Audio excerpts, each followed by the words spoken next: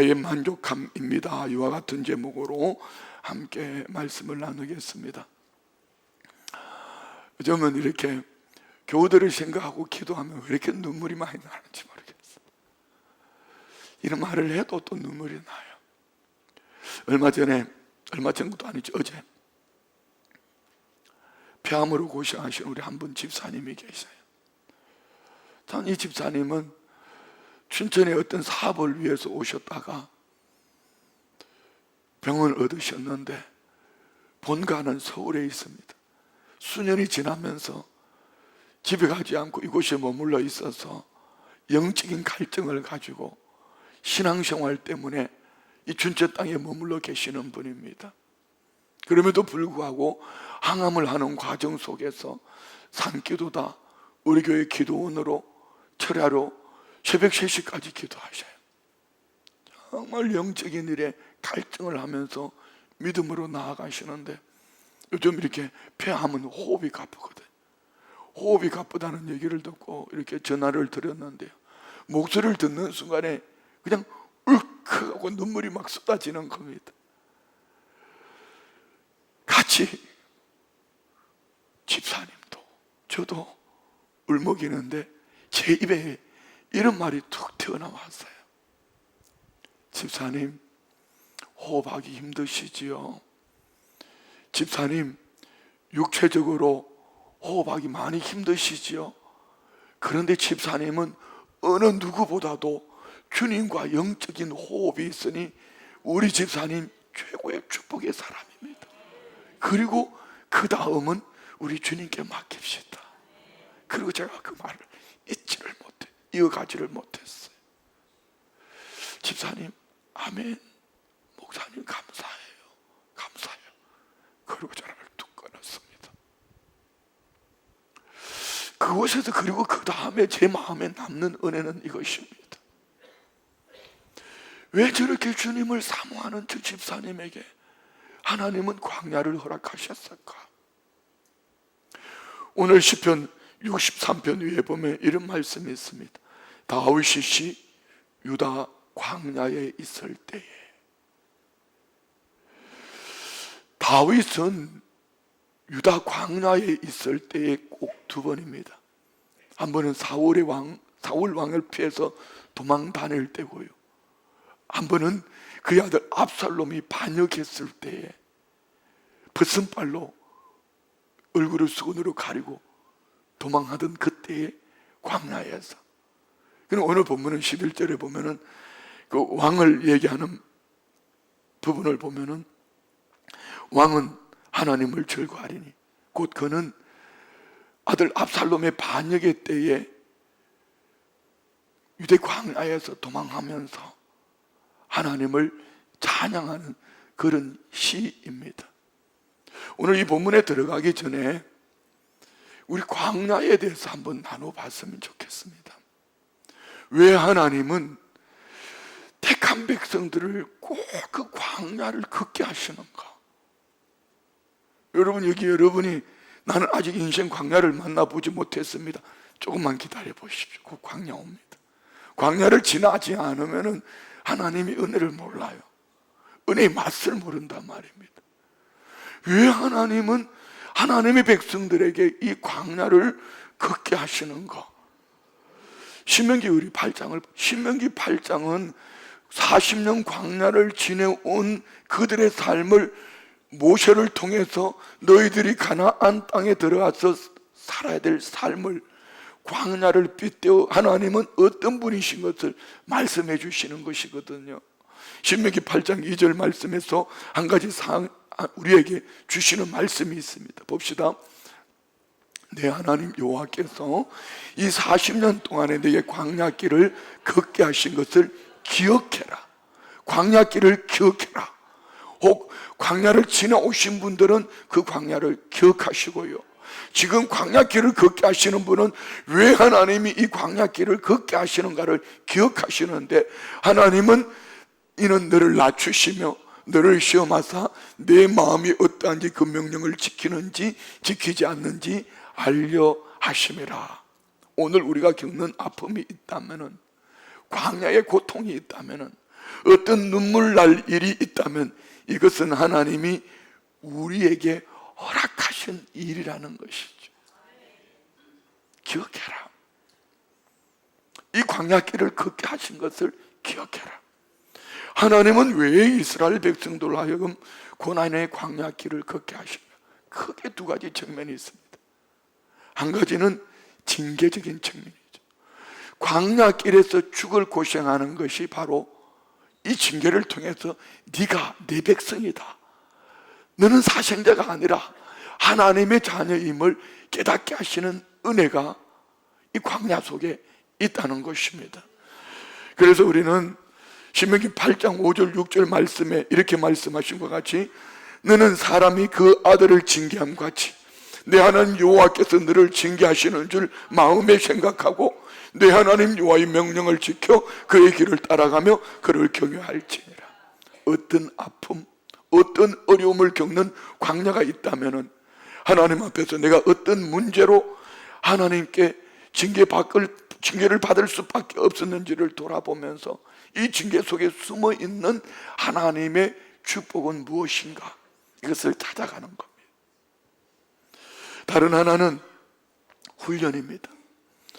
광야길을 통해서 하나님은 하나님의 백성, 자기 백성들을 훈련시키는데요, 이것을 우리는 시험이라고 말하죠.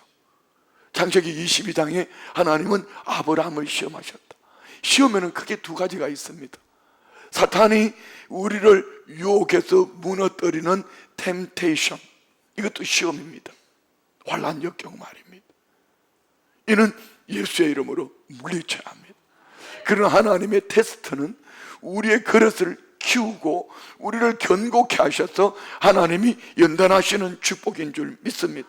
곧 이 역경, 광야길을 걷게 하시는 것은 죄 때문에 분노하셔서 너 죽어!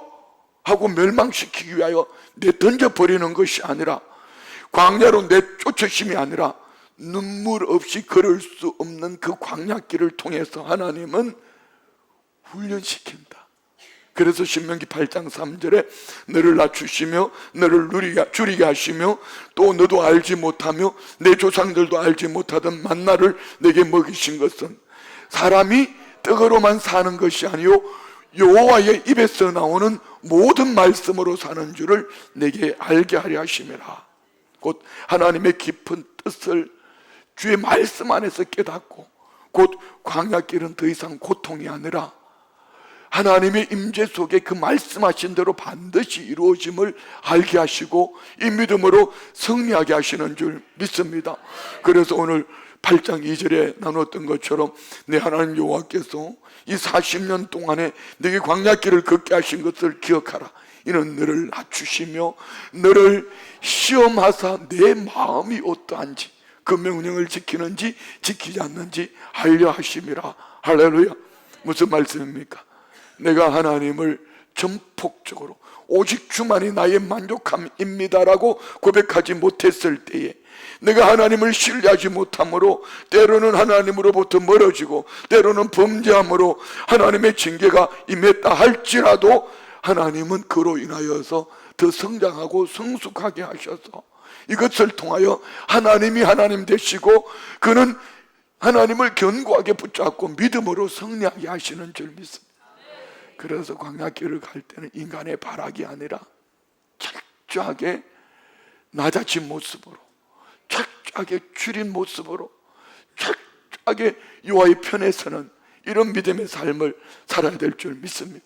말씀드린 것 같이 내가 믿음의 사람이라면, 하나님의 사람이라면 광야길을 걷지 않은 사람은 아무도 없습니다. 어떤 이는 자원해서 광야길을 걸을 수도 있고요, 어떤 이는 부지 중에, 어떤 이는 범죄함으로 이렇게 광야길을 걷게 되지만 성경에 나오는 모든 위대한 믿음의 사람들은 광야길을 걷지 않은 사람은 아무도 없습니다.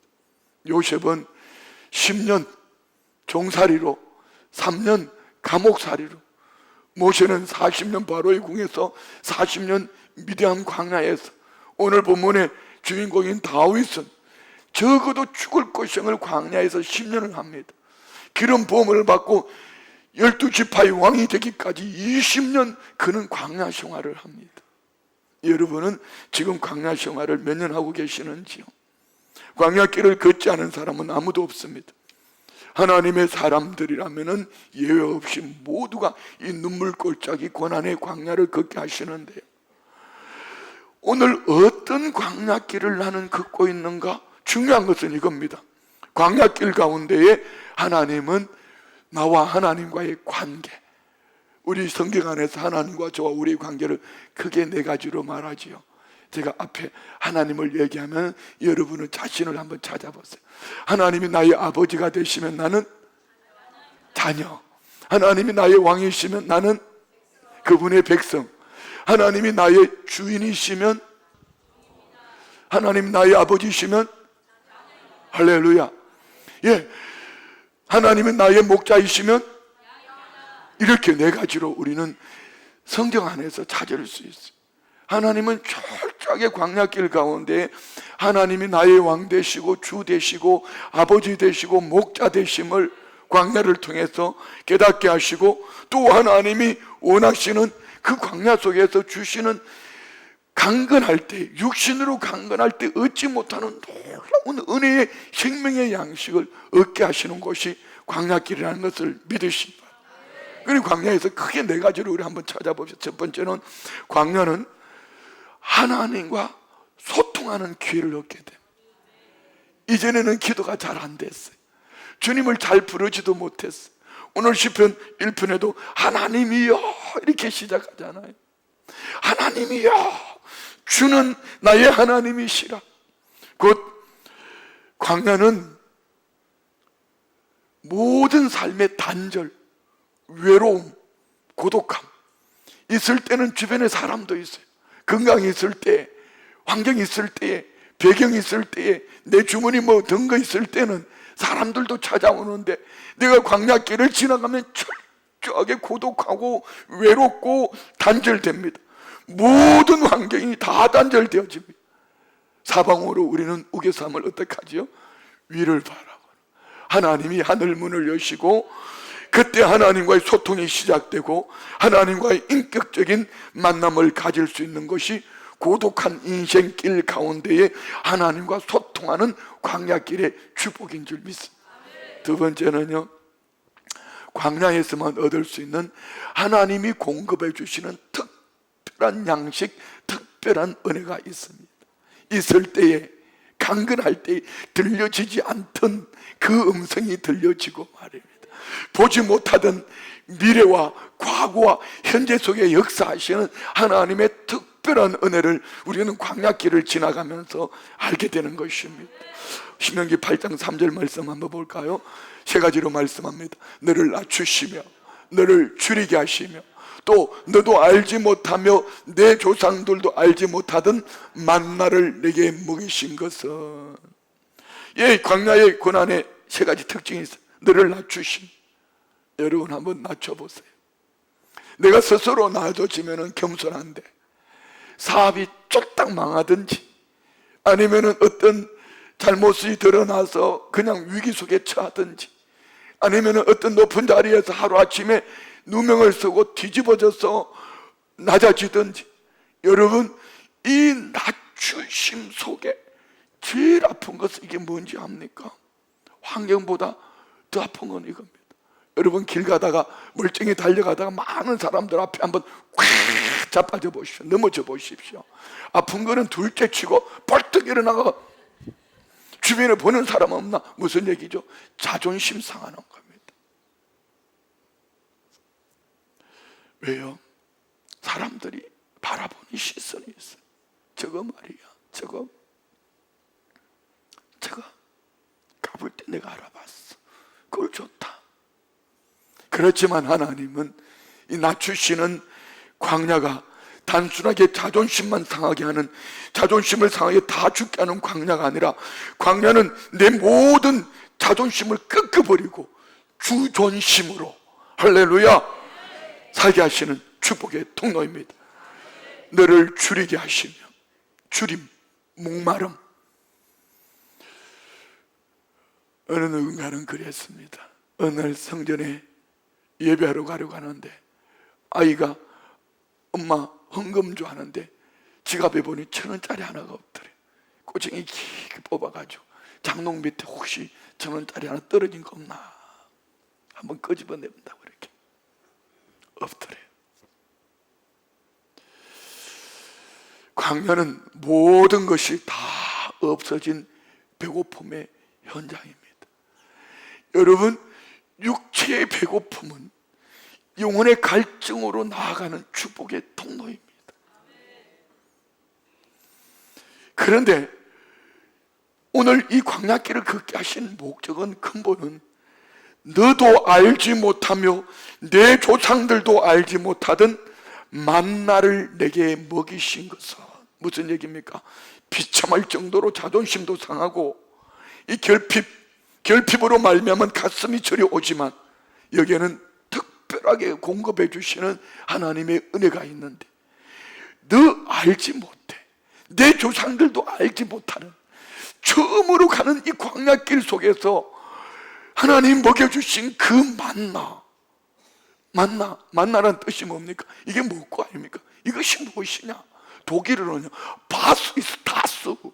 내가 독일어 했나요? 이게 뭐냐? 이게 여러분 만나라요. 만나. 이게 뭐냐? 응? 하나님이 공급해 주시는 초월적인 은혜, 우리가 상상할 수 없는, 사람으로는, 환경으로는 어떤 사람도 줄 수 없는 영혼의 양식, 초월적인 영혼의 양식 말입니다. 그래서 8장 3절을 봅시다. 다시 한번 읽어요. 너를 낮추시며 너를 줄이게 하시며 또 너도 알지 못하며 내 조상들도 알지 못하던 만나를 내게 먹이신 것. 크게 시작. 사람이 떡으로만 사는 것이 아니요 여호와의 입에서 나오는 모든 말씀으로 사는 줄을 내가 알게 하려 하시니라. 자, 여러분 어디서 기억나지 않아요? 마태복음 4장 예수님이 세 가지 시험을 받을 때에 사탄이 40일 금식하고 줄인 예수님에게 이 돌들로 떡덩이 만들어 먹게 해라. 네가 하나님의 아들이면 이 돌들로 떡덩이를 만들어 먹어라. 그때 우리 주님이 이 말씀을 인용해서 하시는 말씀, 사람이 떡으로만 사는 것이 아니요 오직 여호와의 입에서 나오는 모든 말씀으로 사는 줄 내가 알게 하리라. 할렐루야. 곧 하나님을 온전히 의지하지 못했던 나의 인생 여정 속에 광야라는 것을 통하여서 값비싼 대가를 치르고 온전히 내 계산기 다 뽑아버리고 주만 바라보고 주의 음성에 귀를 기울이고 주만을 의지함으로 사람의 떡으로만 살아가는 것이 아니라 여호와의 입에서 나오는 모든 말씀으로 사는 줄 하나님이 알게 하심을 걷게 하시는 것이 광야다. 저도 목회 이전에 광야길을 많이 걸었습니다. 사서고생했습니다. 그것 때문에 제가 지금 몸이 만신창이가 된 거 아닙니까? 무릎이, 목이, 허리가 어떤 한 곳도 성한 곳이 없습니다. 키가 2cm나 줄어들었어요. 그렇습니다. 사서 고생했습니다. 그런데 목회하다가 보니까 목회하는 날 동안 광야입니다. 목회하는 날 동안 뭐 어떨 때는 주먹 다짐을 한 적도 있고, 그래서 기도 글 속에서가 사흘 단식할 때 그곳에서 하나님은 특별한 은혜를 공급해 주시는데요, 정말 귀로만 듣던 하나님의 말씀을 눈으로 보게 하는, 말씀이 살아서 움직이는 이런 은혜를 체험하게 하시는 특별한 은혜를 주실 때도 있고요, 장기 금식하는 속에서 내 속에 있던 그 상처를 다 드러나게 하시고 알게 하시고 회복시켜 주시는 그런 은혜도 있었습니다. 자, 오늘 우리 모든 사랑하는 성도님들 안에 광야길을 통하여서 초월적인 하나님의 특별한 은혜를 공급받는 여러분 모두가 되시기를 주의 이름으로 축원드립니다. 네 번째, 하나님은 이 광야로 내 인생 끝, 내 인생 종쳤다가 아니라 반드시 회복시켜서 하나님의 약속을 성취하시는 줄. 이는 나 때문이 아니라 여호와 언약을 맺으시고 성취하시는 하나님이시기 때문에 때로는 실수하고 때로는 엎어지고 때로는 죄 때문에 넘어져 자빠졌다 할지라도 하나님은 광야를 통해 다시 일으켜 세워서 하나님이 계획하시고 약속하신 그 축복을 반드시 눈으로 보게 하시는 줄 믿습니다. 자, 찾아 읽지는 않겠습니다. 신명기 8장 7절로 10절에 보면은 크게 두 가지. 내 하나님 여호와께서 너를 아름다운 땅에 이르게, 아름다운 땅이 어디입니까? 젖과 꿀이 흐르는 약속의 땅, 축복의 땅, 가나안 땅. 그리고 끝에 보면 여호와께서 옥토를 내게 주셨으므로 말미암아 그를 찬송하리라. 하나님은 반드시 그를 통해서 찬송을 받으시겠다는 것입니다. 자, 이렇게 광야는요, 때로는 우리가 연약해서, 때로는 하나님이 연단하심으로, 때로는 범죄함으로, 때로는 크고 작은 일들 속에 광야에서 고난을 당하고 있지만 광야가 끝이 아니라 하나님 앞에 광야의 길에 연단을 통하여서 반드시 하나님은 젖과 꿀이 흐르는 땅으로 이르게 하실 뿐 아니라 목표는 광야를 잘 지내라가 아니라 너 가나안 땅에서 나와 함께 살자, 가나안 땅에서 오직 나만 바라보며 살자, 영원한 천국, 잠시 세상에 내가 살면서 부르는 이 고백처럼 말입니다. 이 땅은 영원하지 않아. 그리 길지 않아. 잠시 세상 내가 살면서 너 광야길 지나올 때 눈물골짜기 좀 지나와도 괜찮아. 영원한 하나님 나라에서 너 나와 함께 누리자, 찬송하며 나와 살자. 이것을 위해서 하나님은 우리에게 광야길을 걷게 하셨다는 것입니다. 그런데 오늘 우리 신앙을 돌아보면은 참 이 말들이 그래요. 푹 하면 상처받았대요. 그놈의 상처는 왜 그렇게 많은지요? 예수를 믿는다고 하면서도 교회 안에서 아니 하나님의 임재 속에 들어와서까지도 상처받았대요. 예배하면서도 상처를 받았대요. 설교를 듣고도 상처받았대요. 왜 설교 시간에 내 이야기 하냐고. 그러면 네 얘기 안 하면 누구 얘기 하겠냐고. 여러분, 이 설교가 내 이야기로 들려야지 은혜 아닙니까? 듣기 싫다는 얘기죠. 듣기 싫다는 얘기죠. 모르겠어요. 복음을 전하는 사람이 개인의 감정으로 했다면 듣지 마십시오. 그 나쁜 놈이에요. 그렇게 설교한 이 목사가 나쁜 놈이에요. 그런데 그것이 하나님의 말씀이었으면 축복의 통로입니다. 왜 신앙 여정 속에서도 상처받았다고 말하는 거? 이는 딱 한 가지입니다. 그 고난 광야길을 통해서 초월적인 하나님이 공급해 주시는 은혜를 갈증하기보다는 사람의 소리에 귀를 기울이고 환경을 바라보고 있기 때문에 자꾸 상처가 되는 거예요. 자꾸 말끝마다 상처받았다고 그런 거예요. 그러면 예배를 드리면서 분노가 나는 거예요. 말씀을 듣으면서 하나님의 말씀이 아니라 목사 이야기로 들려지는 겁니다. 여러분, 이 광야 속에서 하나님의 특별한 초월적인 하나님이 공급해 주시는 영의 양식을 받는 모두가 되시기를 주의 이름으로 축원드립니다. 이 광야길을 혹 걷고 계시는 분 계십니까? 하나님은 나를 낮추시며 나를 줄이게 하신 것은 너도 알지 못하고 내 조상들도 알지 못했던 하나님이 예비하신 신령한 은혜, 초월적인 은혜가 있다는 것을 믿으시기 바랍니다. 오늘 이 시편 63편의 배경이 바로 이런 것입니다. 다윗 왕은 아들 압살롬의 반영으로 말미암아 유다 광야에서 쓴 시입니다. 그런데 지금까지 제가 드린 얘기는 광야는 고통 말입니다. 아픔, 눈물 골짜기. 그런데 오늘 시편 63편은요, 그 위에 표적 외에는 어떤 것으로도 광야의 삶이라 이렇게 믿겨지지 않습니다. 찬양이 너무 많아요. 3절 4절 말씀 볼까요? 주의 인자하심이 생명보다 나음으로 내 입술이 주를 찬양할 것이라. 이름으로 나의 평생의 주를 송축하며 주의 이름으로 말미암아 나의 손을 들리. 우리 복음성가에 보면 이 3절 4절로 찬송이 여러 가지가 있어요. 주의 인자하심이 뭐 이렇게 나오는 것도 있고요. 뭐 몇 가지 이걸 가지고 찬송이 있습니다.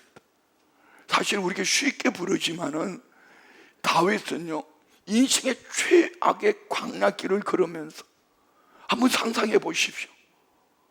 아들이 반역을 해서 아버지 왕이 벗은발로 광야의 도망자가 되어 갈 때 그의 처절한 삶을 한번 상상해 보십시오.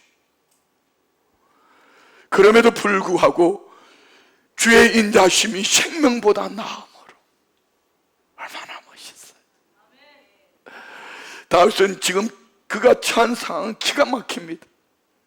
그렇지만 왕이 있어야 될 왕궁이 아닌 광야임에도 불구하고 그는 5절 6절에 이렇게 말합니다. 골수와 기름진 것을 먹음과 같이 최고의 진미를 말하는 것. 나의 영혼이 만족할 것이라. 왕으로서 진수성찬을 먹었던 그 육체의 양식보다 나는 이 광야길 속에서 내 영혼이 만족함을 얻을 것이라. 오직 주만이 나의 만족함이라. 할렐루야. 나의 입이 기쁜 입술로 주를 찬송하되 내가 나의 침상 저녁에도 주를 기억하며 새벽에 주의 말씀을 작은 소리로 읊조릴 때에 하오리. 할렐루야. 얼마나 멋있어요. 왕이 왕궁에 있지 못하고 광야의 도망자가 되어서 먹을 양식도 없어, 마실 물도 없어, 길도 없어, 집도 없어, 사나운 짐승이 있어, 맹수가 있어, 의지할 곳도 없어. 그런데 그는 골수와 기름진 것을 먹는 그런 만족함을 노래하고 있습니다. 다윗은 어떻게 광야의 절망적인 상황 속에서 만족을 노래할 수 있었을까? 딱 한 가지 이유입니다. 7절 봅시다. 다 같이요. 주는 나의 도움이 되셨음이라. 내가 주의 날개 그늘에서 즐겁게. 자, 주는 나의 도움이 되셨음이라. 이 얘기는요, 과거도 현재도 미래도 내가 주의 날개 그늘에서 즐겁게 부르겠습니다. 할렐루야. 오직 주만이 나의 만족입니다. 오직 주님만이 나의 만족입니다. 이런 고백입니다. 광야에서도 오직 주님만이 나의 만족입니다. 할렐루야. 곧 다윗으로 말하면은 그의 인생의 처절한 삶의 광야이지만 내게 능력 주시는 주님이 함께 하시니 이 광야 속에 하나님이 진수성찬을 차려놓고 나와 함께 하시고 주님과 동행하며 그 영적인 진수성찬을 먹는다는 얘기죠. 그러니까 광야가 골수와 기름진 것으로 먹는 영혼의 만족이 찾아오는 곳이라고 그는 고백합니다. 시편 63편은요, 초대교회가 주일 아침마다 예배를 드릴 때 가장 먼저 부르는 찬송이 시편 63편이라고 말합니다. 제가 이번에 아이들을 데리고 스위스의 그 칼빈 종교개혁 교회를 다녀왔는데요, 칼빈의 후임자였던 종교개혁자 데오도르 베자도 잠을 이루지 못할 때는 이 시편 63편을 펼쳐서 읽었다고 합니다. 그리고 그 안에 기쁨과 즐거움이 충만해지는 경험, 잠이 안 올 때 이 시편 63편을 읽다가, 여러분 불면증이 있으신 분이 읽다가 불면증이 떠나갈지어다. 이 시편이 이토록 특별한 사랑을 받았다면 우리도 이 63편 속에서 하나님께서 우리 마음에 채워주실 은혜가 있는 줄 믿습니다. 그러면은 성경 안에서 다윗이 그의 삶 속에 광야에 머물렀던 두 번, 사울을 피해서 광야에서, 또 아들 압살롬을 피해서 이 광야에서, 이 두 번의 광야 생활 속에서 다윗 왕이 아들 압살롬으로부터 쫓김을 받아갈 때에 이 아들 압살롬은 철저하게 준비했습니다. 4년 동안 성문 어기에 섰어요. 그 백성들이 마음을 돌이켰어요. 그리고 그는 헤브론에서 반역을 했거든요. 나중에 숙제 사무엘하 15장부터 19장까지 한번 찾아서 한번 읽어보십시오. 이 시편 63편의 배경이 됩니다. 어쩌면 아들 압살롬이라는 놈이 독한지요. 제 아버지 왕의 부인들, 제 아버지의 다른 부인들을 백주대낮에 사람들이 보는 앞에, 이는요 성적인 문제를 얘기하는 것이 아닙니다. 제비를 조롱하는 것이죠. 독해도 못돼서도 악해도 어찌 그렇게 악할 수 있을까?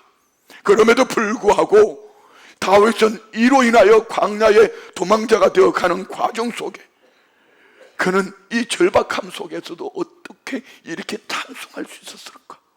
그의 삶은 오직 주만이 나의 만족함입니다 였습니다. 다윗은 광야에서 생명보다 낫다. 뭐가요? 주의 인자심. 다윗은 이런 어려운 순간에 하나님을 간절히 찾고 간절히 찾는 가운데 하나님으로부터 만족함을 얻을 수 있는 초월적인 영혼의 양식을 공급받았다는 이야기입니다. 오늘 우리 성도님들도 이 은혜가 있기를 축복합니다. 이제 뭐 시간이 얼마 없으니까 이 본문 속에 크게 셋으로 나누면은요, 1절 하나님을 갈망합니다.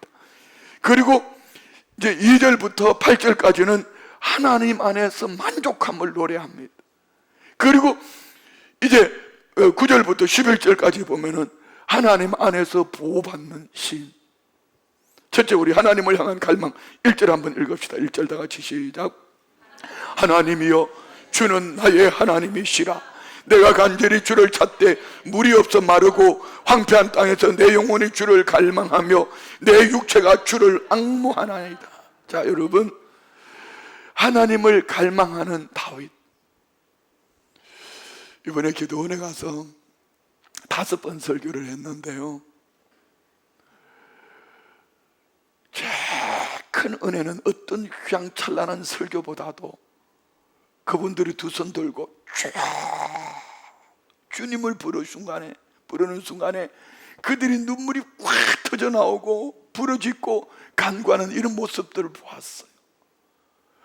그동안에 이 광야를 만나기 전에는 주님을 향한 간절한 목을 놓아서 아버지 살려주세요, 아버지 살려주세요, 주님 살려주세요, 주님을 부를 겨를이 없었던 것이지. 왜요? 너무 환경이 좋아서 사람 눈치 보고 자기 체면 차리고. 근데 발등에 불이 떨어지니 하나님이여 주여 주여, 주는 나의 하나님이시라. 곧 삶이 육체적으로 목마르고 고통 속에 있다 할지라도 그가 찾는 것은 육체의 양식, 목마름, 생수가 아니라 하나님의 임재 속에 하나님을 간절히 찾고 부르짖는 이 다윗. 오늘 우리 안에 이 은혜가 있기를 주의 이름으로 축원드립니다.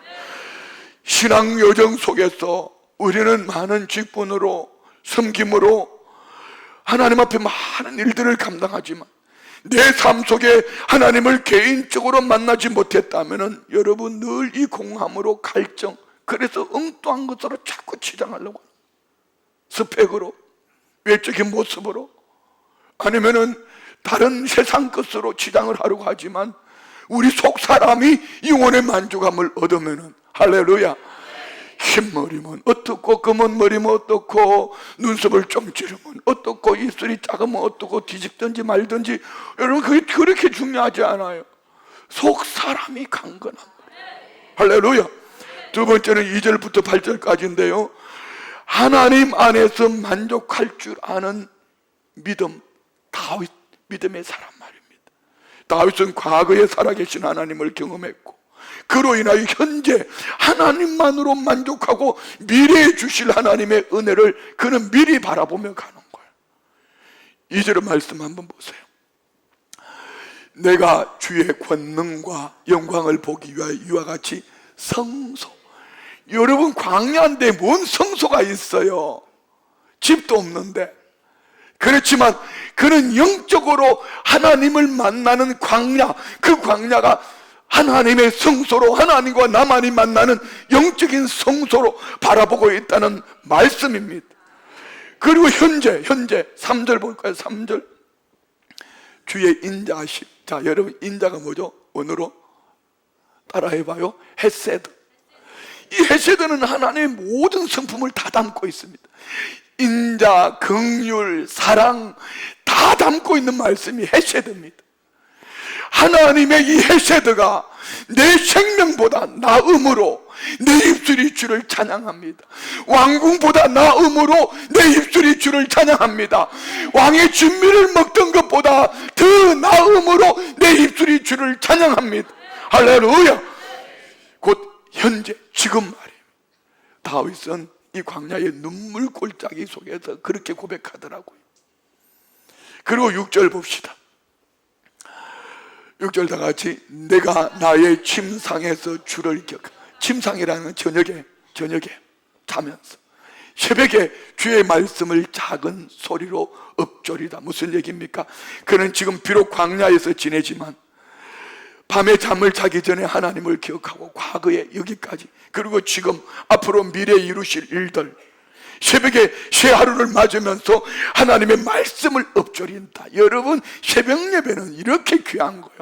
새벽에 잠들어 있다는 것은 여러분 하루를 포기한 겁니다. 꼭 새벽 예배만 얘기하는 거 아닙니다. 저는 새벽에 눈 뜨면서 항상 이 고백을 하려고 합니다. 시편 18편 1절. 나의 힘이 되신 여호와여, 내가 주를 사랑하나이다. 내가 얼마나 사랑하기는 주님이 내 안에 계셔서 사랑하게 하시는 은혜이지. 할렐루야. 여러분, 하루를 시작하면서 하나님의 말씀을 읊조리는 축복이 있기를 축원드려요. 다윗은 이 적막한 광야 속에서도 하나님과 동행할 줄 아는 믿음의 사람. 7절 8절 읽읍시다. 주는 나의 도움이 되셨음이라. 내가 주의 날개 그늘에서 즐겁게, 과거와 현재가 같이 가죠. 나의 도움이 되신 주님, 지금 내가 주의 날개 그늘에서 즐겁게 하나님을 찬송하겠습니다. 여러분아, 찬송으로 회복되어질지어다. 8절로 나의 영혼이 주를 가까이 따르니 주의 오른손이 나를 주의 권능이 나를 붙드시니. 할렐루야. 다윗은 생명을 위협받는 상황 속에서도 하나님만으로 만족하는 그의 믿음을 보여줍니다. 이렇게 주의 날개 그늘 아래, 할렐루야, 우리 안에 이 축복이 있기를 원합니다. 세 번째, 미래에 하나님께서 원수들을 멸망시킬 것이고 비방하던 자들이 잠잠하게 될 것을 그는 믿음으로 신뢰합니다. 여러분, 주변에 정적이 있습니까? 여러분 주변에 여러분을 괴롭히는 이들이 있습니까? 내가 하나님 안에서 이 광야를 회복하고 나면은요, 오히려 하나님이 그 속에서 나를 견고케 하시는 은혜와 복을 보게 될 줄 믿습니다. 9절부터 11절까지 봅시다. 나의 영혼을 찾아 멸하려 하는 그들은 땅 깊은 곳에 들어가며 가래 세력에 넘겨져 성량의 먹이가 되리이다. 왕은 하나님을 즐거워하리니 주께 맹세한 자마다 자랑할 것이나 거짓말한 자의 입은 막히리. 자, 여러분, 이 말씀 오해하면 안 돼요. 나를 괴롭혔던 그들 다 지옥 갈 거야, 얘기가 아닙니다. 다윗은 아들 압살롬을 절대로 죽이지 말아야겠고, 그는 요압이 가서 죽여버립니다. 이 일로 다윗이 얼마나 괴로워하는지 몰라. 이는 육체의 사람을 향하여 하는 것이 아니라 내 아들 속에 들어가서 역사하는 그 악한 영, 그는 지옥 형벌을 면할 수 없을 거야. 자, 여러분, 사람 미워하지 마세요. 사람 미워하지 마세요. 그 속에 역사하는 더러운 영, 악한 영은 떠나갈지어다. 할렐루야. 오늘 우리 안에 이 축복이 있기를 축원드립니다. 오늘 9절부터 10절은 다윗의 생명을 해하는 자들이 비참하게 죽게 되는 육체를 말하는 것이 아니라 그 속에 들어있는 악한 영은 너 그렇게 심판받을 거야. 그리고 11절은 하나님이 세운 왕으로서 내가 광야에 쫓겨났든지 어디에 있든지 하나님이 나를 왕으로 세우셨기 때문에 나는 하나님만 즐거워하고 오직 주만 즐거워하겠다. 우리 모두 마찬가지 아닙니까? 세상 사람 날 부러워하지 않아도 나는 주님이 기름 부어 하나님의 자녀 성도라는 이름을 주셨으니 나는 오직 주만 찬양하겠다. 이것이 우리 모두의 고백이기를 원합니다. 하나님을 거역하는 모든 악한 세력 하나님이 반드시 심판합니다. 사탄, 마귀, 귀신들 하나님이 심판합니다. 자, 하나님의 마음으로 하나님의 뜻이 이루어지기를 다윗은 고백합니다. 결론입니다. 오늘 이 시편을 읽으면서 광야의 삶을 지나가면서 우리의 삶 속에 있어야 될 것이 있다면 무엇일까요? 첫 번째는 내 삶 속에 정말 하나님을 지금 만나고 있는가? 내가 지금 하나님의 임재 속에 있는가 말입니다. 그러면 갈증해야 합니다. 주님을 찾고 만나야 합니다. 두 번째는요, 하나님을 찾고자 하는 간절함이 있어야 되는데 이는요, 과거에 체험되어진 은혜가 있는 사람이 빨리 회복합니다. 그럼 여러분이 오늘 하나님의 은혜를 체험하면 앞으로 어떤 광야를 만나도 우리는 그때는 이겨낼 수 있어요. 지금 오늘 우리는 광야를 믿음으로 승리합시다. 우리 모두가 어떤 광야를 만났든지 앞으로 어떤 광야를 만나든지 이 광야길을 걷게 하신 이유는 하나님이 허락하셨고 하나님이 공급해 주실 초월적인 은혜가 있기 때문에 우리는 하나님을 갈망하며 하나님의 임재 속에 얼마든지 주를 찬양하는 이 복된 삶을 살아내는 모두가 되시기를 주의 이름으로 축원드립니다. 우리 다 같이 일어나셔서 잠시 세상에 내가 살면서 믿음으로 고백합니다. 세상에 내가 살면서 항상 찬송부르라 나를 저으러 오라 하시면 영광 주에 나아가리 여기 천국은 내가 들어가 세상 내려놓고 빛나는 영광 받은 그곳도 저와 함께 살리. 아멘. 다 같이 말씀을 생각하며 합심으로 통성으로 기도합니다.